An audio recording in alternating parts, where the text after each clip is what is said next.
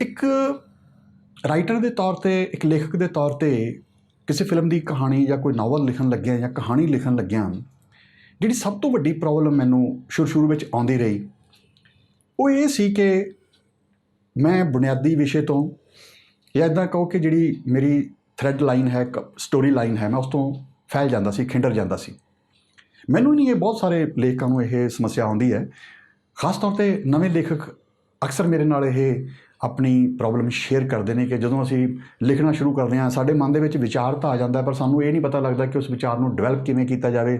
ਔਰ ਕਿਉਂਕਿ ਸਾਡੇ ਦਿਮਾਗ 'ਚ ਇੰਨੇ ਜ਼ਿਆਦਾ ਵਿਚਾਰ ਆ ਜਾਂਦੇ ਨੇ, ਸਾਨੂੰ ਪਤਾ ਹੀ ਨਹੀਂ ਲੱਗਦਾ ਕਿ ਸਾਰੇ ਅਸੀਂ ਇਕੱਠੇ ਕਿਵੇਂ ਕਰੀਏ, ਉਹਨਾਂ ਦੀ ਨਿਟਿੰਗ ਕਿਵੇਂ ਕਰੀਏ।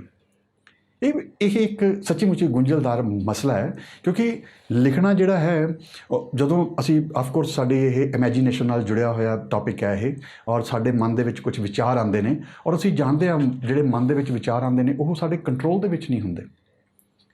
ਤੁਸੀਂ ਲਿਖਣ ਲੱਗਦੇ ਹੋ, ਤੁਹਾਡਾ ਦਿਲ ਕਰਦਾ ਮੈਂ ਆਹ ਵੀ ਗੱਲ ਕਹਿ ਦਿਆਂ, ਮੈਂ ਆਹ ਵੀ ਗੱਲ ਕਹਿ ਦਿਆਂ, ਔਰ ਇਸ ਤਰੀਕੇ ਨਾਲ ਕਦੇ ਕਦੇ ਲੇਖਕ ਜਿਹੜਾ ਹੈ ਉਹ ਆਪਣੀ ਮੇਨ ਲਾਈਨ ਤੋਂ, ਸਟੋਰੀ ਲਾਈਨ ਤੋਂ ਖਿੰਡਰ ਜਾਂਦਾ, ਜਾਂ ਇੱਦਾਂ ਕਹੋ ਕਿ ਫੈਲ ਜਾਂਦਾ, ਭਟਕ ਜਾਂਦਾ। ਮੈਂ ਇਸ ਸਮੱਸਿਆ ਦਾ ਇੱਕ ਹੱਲ ਲੱਭਿਆ।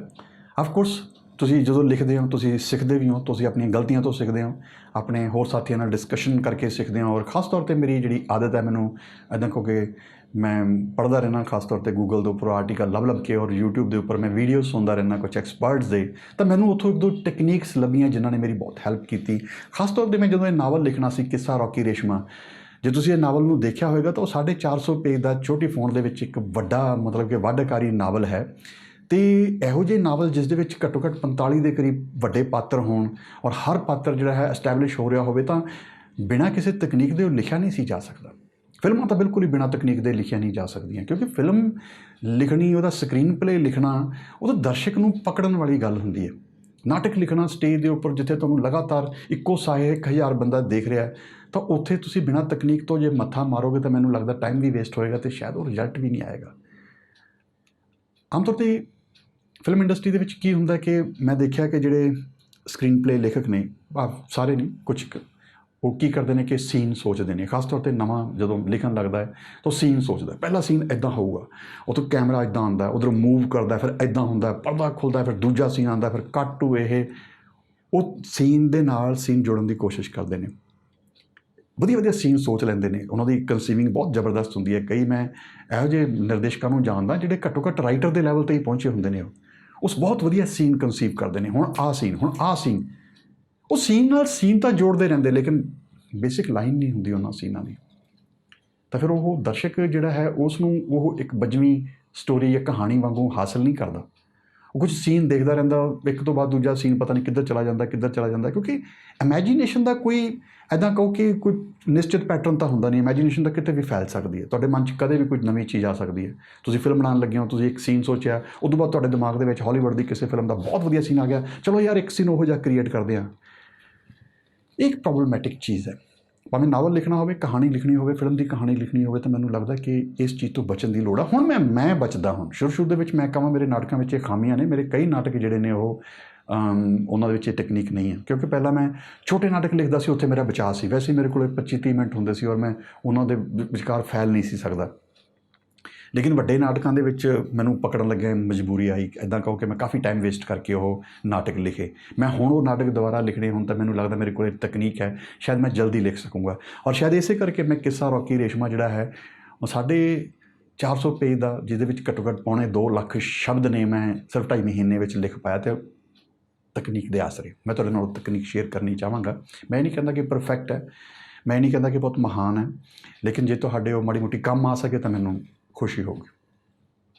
ਮੈਂ ਕੀ ਕਰਦਾ ਕਿ ਕੋਈ ਵੀ, ਭਾਵੇਂ ਫਿਲਮ ਲਿਖਣੀ ਹੋਵੇ, ਭਾਵੇਂ ਮੈਂ ਕੋਈ ਨਾਟਕ ਲਿਖਣਾ ਹੋਵੇ, ਹੁਣ ਤਾਂ ਕਾਫੀ ਦੇਰ ਤੋਂ ਲਿਖਿਆ ਨਹੀਂ, ਜਾਂ ਇੱਦਾਂ ਕਹੋ ਕਿ ਹੁਣ ਮੈਂ ਨਾਵਲ ਲਿਖਿਆ ਔਰ ਅਗਾਂਹ ਵੀ ਜੇ ਨਾਵਲ ਲਿਖੂੰਗਾ, ਤਾਂ ਮੈਂ ਤਕਨੀਕ ਯੂਜ਼ ਕਰਦਾ। ਮੈਂ ਉਸ ਜੋ ਨਾਵਲ ਕਹਾਣੀ ਲਿਖਣੀ ਹੈ ਜਾਂ ਉਸਦਾ ਵਿਸ਼ਾ ਤਾਂ ਆਮ ਤੌਰ 'ਤੇ ਨਾਟਕ ਦੇ ਵਿੱਚ ਜ਼ਿਆਦਾ ਸਟਰੋਂਗ ਲੋੜ ਪੈਂਦੀ ਹੈ, ਕਹਾਣੀ ਫਿਲਮ ਦੇ ਵਿੱਚ ਕਹਾਣੀ ਦੀ ਲੋੜ ਪੈਂਦੀ ਹੈ ਮੇਨ। ਮੈਂ ਉਸ ਨੂੰ 1 ਜਾਂ 2 ਲਾਈਨਾਂ ਦੇ ਵਿੱਚ ਲਿਖਦਾ, ਮੁਸ਼ਕਿਲ ਨਾਲ 15-18 ਸ਼ਬਦਾਂ ਦੇ ਵਿੱਚ, ਇੱਕ ਸੈਂਟੈਂਸ, ਦੂਜਾ ਸੈਂਟੈਂਸ ਨਹੀਂ। ਮੈਂ ਪਹਿਲਾਂ ਉਸ ਦੀ ਜੋ ਸੈਂਟਰਲ ਲਾਈਨ ਹੈ ਜਾਂ ਉਸ ਦੇ ਵਿੱਚ ਜਿਹੜਾ ਖਾਸ ਐਲੀਮੈਂਟ ਹੈ, ਮੈਂ ਉਸ ਨੂੰ 1 ਜਾਂ 2 ਲਾਈਨਾਂ ਵਿੱਚ ਲਿਖਦਾ। ਇੱਕ ਸੈਂਟੈਂਸ, ਸ਼ਰਤ ਜਾਂ ਇੱਕ ਸੈਂਟੈਂਸ। ਇਹ ਸੈਂਟੈਂਸ ਜਿਹੜਾ ਹੈ ਮੈਨੂੰ ਦੋ ਤਰੀਕੇ ਨਾਲ ਮੇਰੀ ਮਦਦ ਕਰਦਾ। ਇੱਕ ਤਾਂ ਇਹ ਕਿ ਮੈਨੂੰ ਪਤਾ ਲੱਗ ਜਾਂਦਾ ਕਿ ਮੇਰੀ ਫਿਲਮ ਦੇ ਵਿੱਚ ਕੀ, ਜਾਂ ਮੇਰੀ ਇੱਦਾਂ ਕਹੋ ਕਿ ਮੇਰੇ ਨਾਵਲ ਦੇ ਵਿੱਚ ਨਵਾਂ ਕੀ ਹੈ। ਔਰ ਦੂਜਾ ਇਹ ਕਿ ਮੇਰਾ ਨਿਸ਼ਾਨਾ ਕੀ ਹੈ, ਮੇਰਾ ਗੋਲ ਕੀ ਹੈ। ਦੋ ਤਰੀਕੇ ਨਾਲ ਮੇਰੇ ਲਈ ਉਹ ਇੱਕ ਲਾਈਨ ਕੀਮਤੀ ਹੁੰਦੀ ਹੈ। ਪਹਿਲਾਂ ਆਪਾਂ ਇਹ ਗੱਲ ਕਰਦੇ ਹਾਂ ਕਿ ਹੁੱਕ ਲਾਈਨ ਕਿਵੇਂ ਬਣ ਜਾਂਦੀ ਹੈ, ਪਤਾ ਕਿਵੇਂ ਲੱਗਦਾ ਕਿ ਇਹ ਚਮਤਕਾਰੀ ਟੌਪਿਕ ਹੈ ਕਿ ਨਹੀਂ ਹੈ। ਉਦਾਹਰਨ ਦੇ ਤੌਰ 'ਤੇ ਆਪਾਂ ਫਿਲਮ ਲੈਂਦੇ ਹਾਂ 2012, ਤਾਂ ਉਸਨੂੰ ਇੱਕ ਲਾਈਨ ਦੇ ਵਿੱਚ ਕਹਿਣਾ ਹੋਵੇ ਤਾਂ ਅਸੀਂ ਕਹਾਂਗੇ ਜੀ ਕਿ ਦੇਖੋ ਦੁਨੀਆ 'ਤੇ ਪਰਲੋ ਆ ਗਈ, ਇੱਕ ਦਿਨ ਦੀ ਗੱਲ ਹੈ ਜੀ ਦੁਨੀਆ 'ਤੇ ਪਰਲੋ ਆ ਗਈ। ਤਾਂ ਹੁਣ ਇੱਕ ਲਾਈਨ ਅਸੀਂ ਬੋਲਦੇ ਹਾਂ ਜੀ ਇੱਕ ਦਿਨ ਦੀ ਗੱਲ ਹੈ ਕਿ ਦੁਨੀਆ 'ਤੇ ਪਰਲੋ ਆ ਗਈ, ਤਾਂ ਹੁਣ ਅਗਾਂਹ ਦਰਸ਼ਕ ਦੀ ਜਿਹੜੀ ਸੋਚ ਹੈ ਉਹ ਵਾਈਲਡ ਹੋ ਗਈ। ਹੁਣ ਦਰਸ਼ਕ ਇੱਥੇ ਫਸ ਗਿਆ ਔਰ ਬਹੁਤ ਵੱਡੀ ਇਮੈਜੀਨੇਸ਼ਨ ਹੈ ਕਿ ਦੁਨੀਆ 'ਤੇ ਪਰਲੋ ਆਊਗੀ ਤਾਂ ਕੀ ਹੋਊਗੀ, ਜਾਂ ਮਾਰਸ ਅਟੈਕ, ਕਿ ਇੱਕ ਦਿਨ ਜੀ ਮੰਗਲ ਗ੍ਰਹਿ ਦੇ ਲੋਕਾਂ ਨੇ ਧਰਤੀ 'ਤੇ ਹਮਲਾ ਕਰਤਾ। ਹੁਣ ਇਹ ਹੁੱਕ ਲਾਈਨ ਦੱਸਦੀ ਹੈ ਕਿ ਟੌਪਿਕ ਕਿੰਨਾ ਤਾਕਤਵਰ ਹੈ। ਤੁਸੀਂ ਕਿਸੇ ਨੂੰ ਦੱਸੋਗੇ ਕਿ ਮੈਂ ਜੀ ਇੱਕ ਇਹੋ ਜਿਹੀ ਫਿਲਮ ਕਨਸੀਵ ਕੀਤੀ ਹੈ ਕਿ ਇੱਕ ਦਿਨ ਮੰਗਲ ਗ੍ਰਹਿ ਦੇ ਲੋਕ ਧਰਤੀ 'ਤੇ ਹਮਲਾ ਕਰ ਦਿੰਦੇ ਨੇ, ਅਚਾਨਕ ਹੀ ਉਸ ਦੀ ਕਿਉਰਿਓਸਿਟੀ ਤੁਹਾਡੇ ਵਿੱਚ ਜਾਗ ਪਊਗੀ। ਇਹ ਹੁੱਕ ਲਾਈਨ ਹੈ।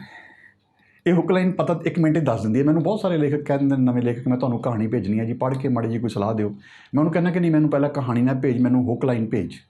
ਜੇ ਮੈਨੂੰ ਉਸ 'ਚ ਲੱਗਿਆ ਕੁਝ ਨਵਾਂ ਹੈ, ਔਰ ਯਕੀਨ ਮੰਨੋ ਕਿ ਮੈਂ ਜਿੰਨੇ ਵੀ ਨਵੇਂ ਰਾਈਟਰ ਨੂੰ ਸਲਾਹ ਦਿੱਤੀ ਉਹਨਾਂ ਵਿੱਚ ਮੈਨੂੰ 1-2 ਨਹੀਂ ਭੇਜੀਆਂ।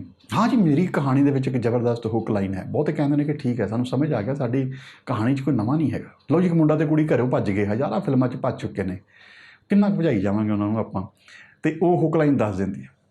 ਲੇਕਿਨ ਦੂਜਾ ਜਿਹੜਾ ਇੰਪੋਰਟੈਂਟ ਚੀਜ਼ ਇਹ ਹੈ ਕਿ ਜਿਹੜੀ ਉਹ ਹੁੱਕ ਲਾਈਨ ਹੈ, ਜਦੋਂ ਮੈਂ ਲਿਖ ਲੈਣਾ ਤਾਂ ਮੈਨੂੰ ਇਹ ਲੱਗਦਾ ਕਿ ਉਹ ਮੇਰਾ ਗੋਲ ਬਣ ਜਾਂਦੀ ਹੈ ਕਿ ਦੇਖੋ ਮੈਂ ਜੋ ਕਹਾਣੀ ਲਿਖਣ ਜਾ ਰਿਹਾ, ਮੈਂ ਜੋ ਵੀ ਲਿਖਣ ਜਾ ਰਿਹਾ, ਬਸ ਇਹ ਮੇਰਾ ਗੋਲ ਹੈ, ਮੈਂ ਇਸ ਗੋਲ ਤੋਂ ਨਹੀਂ ਭਟਕਣਾ। ਇਹ ਇੱਦਾਂ ਹੀ ਹੈ ਜਿਵੇਂ ਮੈਂ ਕੰਧ ਦੇ ਉੱਪਰ ਆਪਣੇ ਸਾਹਮਣੇ ਇੱਕ ਛੋਟਾ ਜਿਹਾ ਡਾਟ ਲਗਾ ਲਿਆ, ਇੱਕ ਬਿੰਦੂ ਲਗਾ ਲਿਆ, ਬਸ ਮੈਂ ਉਸ ਬਿੰਦੂ ਨੂੰ ਦੇਖਣਾ। ਜਾਂ ਇੱਦਾਂ ਕਹੋ ਕਿ ਅਰਜੁਨ ਜਿਵੇਂ ਮੱਛੀ ਦੀ ਅੱਖ ਨੂੰ ਦੇਖਦਾ, ਬਸ ਉਹਨੂੰ ਮੱਛੀ ਨਜ਼ਰ ਨਹੀਂ ਆਉਂਦੀ, ਤਾਂ ਬਸ ਮੈਂ ਉਸ ਬਿੰਦੂ ਦੇ ਉੱਪਰ ਖੁਦ ਨੂੰ ਫੋਕਸ ਕਰਦਾ ਕਿ ਆਹ ਮੇਰਾ ਗੋਲ ਹੈ। ਉਦਾਹਰਨ ਦੇ ਤੌਰ 'ਤੇ ਮੈਂ ਲਾਵਾਂ ਫੇਰੇ ਜਦੋਂ ਲਿਖੀ ਤਾਂ ਮੇਰਾ ਗੋਲ ਇਹ ਸੀ ਕਿ 3 ਜੀਜੇ ਆ ਕੇ ਵਿਆਹ ਦੇ ਵਿੱਚ ਕਿਵੇਂ ਖੱਪ ਪਾਉਂਦੇ ਆ। ਬਸ ਇੱਕ ਲਾਈਨ ਮੇਰੀ ਹੁੱਕ ਲਾਈਨ ਸੀ, ਔਰ ਮੈਂ ਸਾਰੀ ਫਿਲਮ 'ਚ ਉੱਥੋਂ ਨਾ ਭਟਕਿਆ ਨਾ ਭਟਕਣ ਦਿੱਤਾ। ਠੀਕ ਹੈ ਜੀ, ਭਟਕਦਾ ਤਾਂ ਫਿਰ ਸਮਝ ਲਓ ਕਿ ਗੱਲ ਖਿੰਡਰ ਜਾਣੀ ਸੀ। ਉਹ ਫਿਲਮ ਇਸੇ ਕਰਕੇ ਵੱਡੀ ਲੋਕਾਂ ਨੂੰ ਲੱਗਦੀ ਸੀ ਕਿਉਂਕਿ ਮੈਂ ਇੱਕ ਵਿਸ਼ੇ ਦੇ ਉੱਪਰ ਫੋਕਸਡ ਹਾਂ, ਇੱਕੋ ਚੀਜ਼ ਦੇ ਉੱਪਰ, ਇੱਕ ਹੁੱਕ ਲਾਈਨ ਦੇ ਉੱਪਰ ਫੋਕਸਡ ਹਾਂ। ਫਿਰ ਮੈਂ ਦੂਜਾ, ਜਿਹੜੀ ਮੇਰੀ ਟੈਕਨੀਕ ਦਾ ਦੂਜਾ ਹਿੱਸਾ ਹੈ, ਫਿਰ ਮੈਂ ਕੀ ਕਰਦਾ ਕਿ ਉਸ ਬਿੰਦੂ ਦੁਆਲੇ ਇੱਕ ਛੋਟਾ ਸਰਕਲ ਬਣਨਾ ਇੱਕ ਤਰੀਕੇ ਦੇ ਨਾਲ। ਇੱਦਾਂ ਕਹੋ ਕਿ ਮੈਂ ਉਸ ਹੁੱਕ ਲਾਈਨ ਦੇ ਉੱਪਰ 60-70 ਸ਼ਬਦਾਂ ਦਾ ਇੱਕ ਪੈਰਾ ਲਿਖਦਾ। ਭਾਵ ਮੈਂ ਉਸ ਹੁੱਕ ਲਾਈਨ ਨੂੰ ਇੱਦਾਂ ਕਹੋ ਕਿ 60-70 ਸ਼ਬਦਾਂ ਦੇ ਵਿੱਚ ਖੰਡੇਰ ਲੈਣਾ, ਫੈਲਾ ਲੈਣਾ। ਹੁਣ ਮੈਨੂੰ ਪਤਾ ਲੱਗ ਜਾਂਦਾ ਕਿ ਮੈਂ ਕਿੱਥੋਂ ਤੱਕ ਫੈਲਣਾ, ਮੇਰੀ ਉਹ ਲਿਮੀਟੇਸ਼ਨ ਬਣ ਜਾਂਦੀ ਹੈ। ਪਹਿਲਾ ਦਾਇਰਾ ਜਿਹੜਾ ਹੈ ਮੇਰੀ ਲਿਮੀਟੇਸ਼ਨ ਹੈ ਕਿ ਬਸ ਆਹ ਮੇਰਾ ਹੁੱਕ ਲਾਈਨ ਹੈ, ਅਤੇ ਇਸ ਤੋਂ ਬਾਅਦ ਫਿਰ ਆਹ ਜਿਹੜਾ ਮੈਂ ਉੱਪਰ ਪੈਰਾ ਲਿਖਿਆ, ਇਹ ਮੈਂ ਮੰਨ ਕੇ ਚੱਲਦਾ ਕਿ ਬਸ ਮੇਰੀ ਲਿਮੀਟੇਸ਼ਨ ਹੈ, ਮੈਂ ਇਸ ਲਿਮੀਟੇਸ਼ਨ ਤੋਂ ਬਾਹਰ ਨਹੀਂ ਜਾਊਂਗਾ। ਉਦਾਹਰਨ ਦੇ ਤੌਰ 'ਤੇ ਫਿਰ ਲਾਵਾਂ ਫੇਰੇ ਦੀ ਗੱਲ ਕਰਨਾ, ਮੈਂ ਉੱਥੇ ਤੈਅ ਕਰ ਲਿਆ ਸੀ ਕਿ 3 ਜੀਜੇ ਆ ਕੇ ਤੰਗ ਕਰਦੇ ਨੇ। ਹਾਂ, ਜੀਜੇ ਭਾਵ ਭੈਣਾਂ ਦਾ ਕੀ ਐਟੀਟਿਊਡ ਹੈ, ਅਤੇ ਫਿਰ ਜਿਹੜਾ ਇਹਦੇ ਵਿੱਚ ਵਿਆਹ ਦੇ ਵਿੱਚ ਮੁੰਡੇ ਕੁੜੀ ਭਾਵ ਨੀਤੂ ਅਤੇ ਹਨੀ ਦੇ ਉੱਪਰ ਕੀ ਪ੍ਰਭਾਵ ਪੈਣ ਵਾਲਾ, ਅਤੇ ਜਥੇਦਾਰ ਸਾਹਿਬ ਕਿਵੇਂ ਔਖੇ ਹੋਣਗੇ। ਬਸ ਮੈਂ ਇਹ ਇੱਕ ਪੈਰੇ ਦੇ ਵਿੱਚ ਚੀਜ਼ਾਂ ਡਿਫਾਈਨ ਕਰ ਲਈਆਂ, ਅਤੇ ਫਿਰ ਮੈਂ ਇਸ ਤੋਂ ਬਾਅਦ ਨਹੀਂ ਫੈਲਣਾ ਅਤੇ ਨਹੀਂ ਫੈਲਣਾ, ਉਹ ਮੇਰੀ ਲਿਮੀਟੇਸ਼ਨ ਹੈ।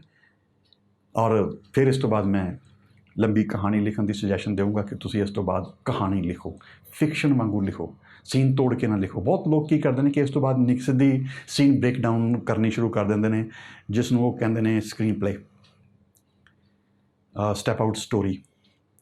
ਮੈਂ ਇਸ ਫੇਜ਼ 'ਤੇ ਜਾਣ ਤੋਂ ਪਹਿਲਾਂ ਮੇਰੇ 2-3 ਫੇਜ਼ ਹੋਰ ਆਉਂਦੇ ਨੇ। ਪਹਿਲਾਂ ਮੈਂ 4-5 ਸਫ਼ੇ ਦੀ ਲੰਬੀ ਸਟੋਰੀ ਲਿਖਦਾ, ਔਰ ਫਿਕਸ਼ਨ ਵਾਂਗੂ, ਜਿਵੇਂ ਇੱਕ ਕਹਾਣੀ ਲਿਖੀ ਜਾਂਦੀ ਹੈ ਗਲਪ, ਤਾਂ ਮੈਂ ਇੱਕ ਛੋਟੀ ਕਹਾਣੀ ਵਾਂਗੂ 4-5 ਸਫ਼ਿਆਂ ਦੀ ਕਹਾਣੀ ਲਿਖਦਾ।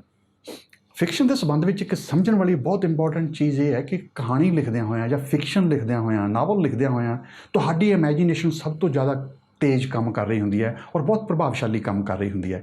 ਇਸੇ ਕਰਕੇ ਮੈਂ ਹਮੇਸ਼ਾ ਲੇਖਕ ਨੂੰ ਕਹਿੰਦਾ ਕਿ ਜੇ ਤੂੰ ਲੇਖਕ ਬਣਨਾ ਹੈ ਤਾਂ ਪਹਿਲਾਂ ਨਾਵਲ ਪੜ੍ਹਨਾ ਸਿੱਖ। ਮੈਂ ਈਵਨ ਐਕਟਰ ਨੂੰ ਵੀ ਕਹਿੰਦਾ ਕਿ ਤੂੰ ਫਿਕਸ਼ਨ ਪੜ੍ਹਨਾ ਸਿੱਖ। ਕੋਈ ਐਕਟਰ ਵੀ ਫਿਕਸ਼ਨ ਪੜ੍ਹੇ ਬਿਨਾਂ ਐਕਟਰ ਨਹੀਂ ਬਣ ਸਕਦਾ, ਮੇਰਾ ਦਾਅਵਾ। ਤਾਂ ਮੈਂ ਕਹਿੰਦਾ ਕਿ ਤੁਸੀਂ ਕਹਾਣੀ ਵਾਂਗੂ ਜਦੋਂ ਲਿਖਦੇ ਹੋ ਤਾਂ ਤੁਹਾਡੀ ਇਮੈਜੀਨੇਸ਼ਨ ਬਹੁਤ ਕੰਮ ਕਰਦੀ ਹੈ, ਬਹੁਤ ਤੇਜ਼ ਕੰਮ ਕਰਦੀ ਹੈ, ਔਰ ਬਹੁਤ ਵਧੀਆ ਕੰਮ ਕਰਦੀ ਹੈ। ਤੁਹਾਨੂੰ ਇੰਨਾ ਕੁਝ ਨਵਾਂ ਸੋਚ ਰਿਹਾ ਹੁੰਦਾ ਕਿ ਉਹ ਕਮਾਲ ਹੁੰਦੀ ਹੈ। ਮੈਂ ਪਹਿਲਾਂ ਉਹ ਕਹਾਣੀ ਲਿਖਦਾ 4-5 ਸਫ਼ਿਆਂ ਤੱਕ, ਫਿਰ ਉਹ ਰਜਿਸਟਰਡ ਕਰਾ ਲਈ ਜਾਂਦੀ ਹੈ। ਉਹ ਵੀ ਇੱਕ ਟੈਕਨੀਕਲ ਅਤੇ ਜ਼ਰੂਰੀ ਫੇਜ਼ ਹੈ। ਤੁਸੀਂ ਜਿਹੜੀ ਕਹਾਣੀ ਲਿਖਦੇ ਹੋ ਉਸ ਨੂੰ ਹੁਣ ਰਜਿਸਟਰ ਕਰਵਾ ਸਕਦੇ ਹੋ।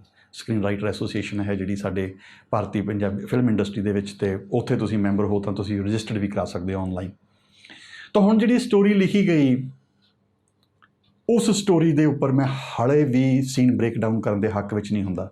ਪਹਿਲਾਂ ਮੈਂ ਉਸ ਸਟੋਰੀ ਨੂੰ 4 ਹਿੱਸਿਆਂ ਵਿੱਚ ਵੰਡ ਲੈਂਦਾ, ਮੈਂ ਉਸਨੂੰ ਐਕਟ ਕਹਿੰਦਾ। ਜਿਵੇਂ ਨਾਟਕ ਦੇ ਵਿੱਚ ਐਕਟ ਹੁੰਦੇ ਨੇ, ਆਫਕੋਰਸ ਮੈਂ ਨਾਟਕ ਕਾਫੀ ਲਿਖੇ ਨੇ ਅਤੇ ਮੈਂ ਨਾਟਕਾਂ ਤੋਂ ਸਿੱਖਿਆ ਬਹੁਤ ਹੈ ਲਿਖਣਾ, ਤਾਂ ਫਿਰ ਮੈਂ ਉਹ ਨਾਟਕ ਵਾਲੀ ਟੈਕਨੀਕ ਜਿਹੜੀ ਹੈ ਮੈਂ ਇੱਥੇ ਵੀ ਇਸਤੇਮਾਲ ਕਰਦਾ।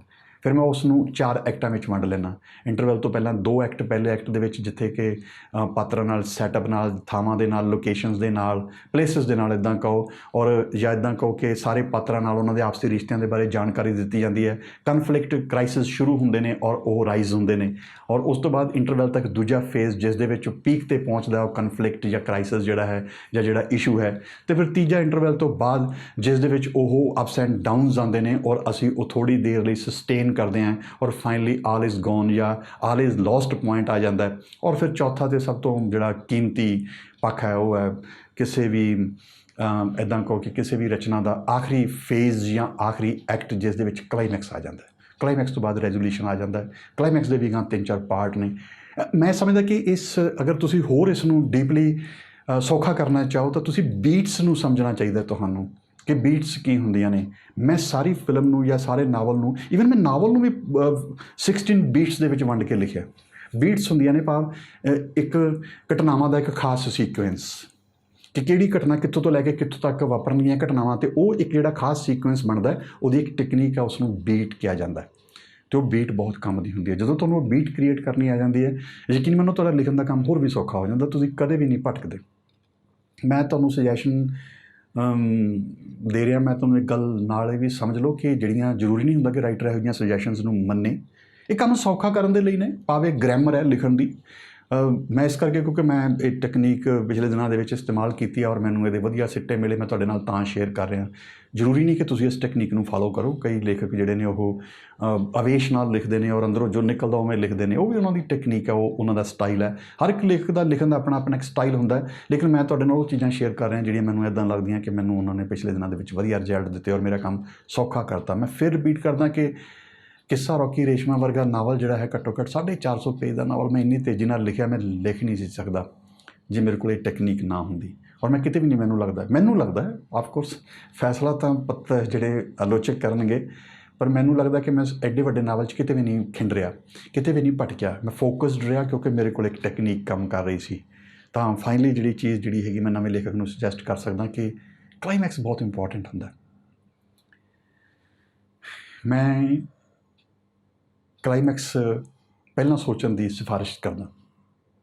ਮੈਂ ਇਸ ਚੀਜ਼ ਬਿਲੀਵ ਨਹੀਂ ਕਰਦਾ ਕਿ ਤੁਸੀਂ ਕਹਾਣੀ ਲਿਖਣੀ ਸ਼ੁਰੂ ਕਰਤੀ ਅਤੇ ਤੁਹਾਡੇ ਕੋਲ ਕਲਾਈਮੈਕਸ ਨਹੀਂ ਸੀ। ਇੱਦਾਂ ਹੀ ਹੈ ਕਿ ਘਰੋਂ ਨਿਕਲ ਪਏ, ਵੇਖਾਂਗੇ ਕਿੱਥੇ ਪਹੁੰਚਦੇ ਹਾਂ। ਮੇਰੇ ਸਿਰਫ 1 ਜਾਂ 2 ਨਾਟਕਾਂ ਦੇ ਵਿੱਚ ਮੇਰੇ ਨਾਲ ਇਹ ਵਾਪਰਿਆ ਕਿ ਮੇਰੇ ਕੋਲ ਕਲਾਈਮੈਕਸ ਨਹੀਂ ਸੀ। ਹਾਲਾਂਕਿ ਉਹ ਕਲਾਈਮੈਕਸ ਵੀ ਚੰਗੇ ਬਣੇ। ਉਦਾਹਰਨ ਦੇ ਤੌਰ 'ਤੇ ਈਡੀਪਸ, ਮੈਂ ਕੁਝ ਹੋਰ ਸੋਚ ਕੇ ਕਲਾਈਮੈਕਸ ਲਿਖ ਰਿਹਾ ਸੀ, ਲੇਕਿਨ ਜਿੱਥੇ ਜਾ ਕੇ ਉਹ ਨਾਟਕ ਖਤਮ ਹੋ ਗਿਆ ਮੈਂ ਖੁਦ ਵੀ ਹੈਰਾਨ ਰਹਿ ਗਿਆ, ਅੱਛਾ ਇੱਥੇ ਕਿਵੇਂ ਖਤਮ ਹੋ ਗਿਆ। ਔਰ ਦਿੱਲੀ ਰੋਡ 'ਤੇ ਹਾਦਸਾ, ਉਹਦਾ ਵੀ ਮੇਰੇ ਕੋਲ ਕਲਾਈਮੈਕਸ ਨਹੀਂ ਸੀ। ਬਸ ਇੱਕ ਦਾ ਨਾਟਕ ਹੋਰ ਹੋਏਗਾ ਕਿ ਕਲਾਈਮੈਕਸ ਨਹੀਂ ਹੈ ਤੁਹਾਡੇ ਕੋਲ। ਫਿਲਮ ਇੰਡਸਟਰੀ ਦੇ ਵਿੱਚ ਕਲਾਈਮੈਕਸ ਜਿਹੜਾ ਨਾ ਉਹ ਬਹੁਤ ਡਿਸਕਸ਼ਨ ਕਰਕੇ ਬਣਦਾ ਹੈ। ਡਾਇਰੈਕਟਰ ਆਪਣੀ ਇਨਪੁਟ ਦਿੰਦਾ, ਪ੍ਰੋਡਿਊਸਰ ਵੀ ਆਪਣੀ ਇਨਪੁਟ ਦਿੰਦਾ, ਕਾਫੀ ਲੋਕ ਇਨਪੁਟ ਦਿੰਦੇ ਨੇ। ਮੈਨੂੰ ਲੱਗਦਾ ਸਾਰੀ ਦੀ ਸਾਰੀ ਫਿਲਮ ਹੀ ਕਾਫੀ ਡਿਸਕਸ਼ਨ ਤੋਂ ਬਾਅਦ ਬਣ ਕੇ ਲਿਖੀ ਜਾਂਦੀ ਹੈ, ਡਿਸਕਸ਼ਨ ਦਾ ਮੀਡੀਆ ਮੰਨਿਆ ਜਾਂਦਾ। ਲੇਕਿਨ ਸਟਿਲ ਮੈਂ ਸਮਝਦਾ ਅਗਰ ਕਲਾਈਮੈਕਸ ਤੁਹਾਡੇ ਕੋਲ ਪਹਿਲਾਂ ਹੋਵੇ ਤਾਂ ਜ਼ਿਆਦਾ ਵਧੀਆ ਹੋ ਸਕਦਾ ਹੈ। ਫਿਰ ਤੁਹਾਨੂੰ ਇਹ ਪਤਾ ਮੈਂ ਕਿੱਥੋਂ ਚੱਲ ਕੇ ਕਿੱਥੇ ਪਹੁੰਚਣਾ, ਫਿਰ ਤੁਸੀਂ ਭਟਕਦੇ ਨਹੀਂ ਬਿਲਕੁਲ। ਜੇ ਤੁਹਾਨੂੰ ਭਟਕਣ ਦੀ ਬਿਮਾਰੀ ਹੈ ਤਾਂ ਮੇਰੀ ਸੁਜੈਸ਼ਨ ਹੈ ਕਿ ਤੁਸੀਂ ਜਿਵੇਂ ਤੁਹਾਡੇ ਦਿਮਾਗ ਦੇ ਵਿੱਚ ਕੋਈ ਕਹਾਣੀ ਜਾਂ ਆਈਡੀਆ ਆਉਂਦਾ, ਤੁਸੀਂ ਇੱਕ ਵਧੀਆ ਅਤੇ ਯੂਨੀਕ ਕਲਾਈਮੈਕਸ ਪਹਿਲਾਂ ਸੋਚ ਲਓ। ਫਿਰ ਤੁਹਾਡੇ ਲਈ ਨੀਟਿੰਗ ਬਹੁਤ ਸੌਖੀ ਹੋ ਜਾਏਗੀ। ਫਿਰ ਤੁਹਾਡੇ ਕੋਲ ਸਾਰੀ ਫਿਲਮ ਦਾ ਇੱਕ ਪੈਟਰਨ ਹੈ, ਇੱਕ ਡਿਜ਼ਾਈਨ ਬਣਿਆ ਹੋਇਆ ਹੈ, ਔਰ ਫਿਰ ਤੁਹਾਡੇ ਲਈ ਕੰਮ ਸੌਖਾ ਹੋ ਜਾਏਗਾ। ਅੱਜ ਲਈ ਕਾਫੀ ਹੈ ਇੰਨਾ ਕੁ। ਮੈਂ ਫਿਰ ਤੁਹਾਡੇ ਨਾਲ ਕਦੇ ਜਿਹੜੇ ਮੇਰੇ ਮਨ ਦੇ ਵਿੱਚ ਕਦੇ ਵਿਚਾਰ ਆਉਣਗੇ ਸ਼ੇਅਰ ਕਰਦਾ ਰਹਾਂਗਾ। ਪਰ ਮੇਰਾ ਡਿਸਕਲੇਮਰ ਹੈ ਇਹ ਪਲੀਜ਼ ਕਿ ਇਹ ਮੇਰੇ ਕੁਛ ਅਨੁਭਵ ਨੇ ਜਿਹੜੇ ਮੈਂ ਤੁਹਾਡੇ ਨਾਲ ਸ਼ੇਅਰ ਕਰ ਰਿਹਾ। ਜ਼ਰੂਰੀ ਨਹੀਂ ਤੁਹਾਡੇ ਕੰਮ ਦੇ ਹੋਣ, ਤੁਸੀਂ ਇਹਨਾਂ ਨੂੰ ਜੇ ਆ ਜਾਣ ਕੰਮ ਤਾਂ ਮੇਰੇ ਲਈ ਬਹੁਤ ਖੁਸ਼ੀ ਦੀ ਗੱਲ ਹੈ, ਨਾ ਆਉਣ ਤਾਂ ਪਲੀਜ਼ ਤੁਸੀਂ ਇਹਨਾਂ ਨੂੰ ਛੱਡ ਵੀ ਸਕਦੇ ਹੋ। Thank you.